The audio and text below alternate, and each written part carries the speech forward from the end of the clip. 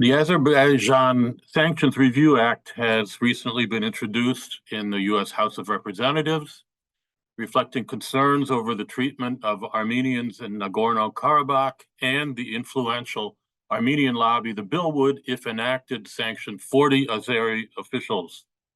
However, initial reports indicate that it is unlikely to pass and that Washington and Baku will work out a compromise in order to sustain an important economic and political relationship. More generally, do sanctions now said to affect 30% of the world's population work to the benefit of target countries? Their stated objective is human rights, yet historically they've been producing massive suffering in less developed countries, while seldom provoking regime change, as illustrated by the experiences of Cuba, Venezuela, Iraq, Iran, and many other countries. So notwithstanding their stated objectives, sanctions often reflect the interests of the United States, by far the main enactor. With respect to both Iran and Russia, for example, U.S. oil and gas interests have been the strongest proponents of sanctions, from which they have benefited enormously. More powerful countries have proven resilient, both economically and politically.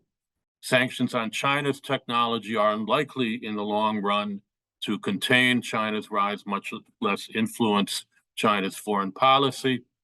And in 2014, predicting the success of sanctions on Russia, the late U.S. Senator John McCain proclaimed that Russia is a gas station masquerading as a country. And in 2022, President Biden predicted that the ruble would be turned to rubble. These claims reflected a combination of ignorance and hubris.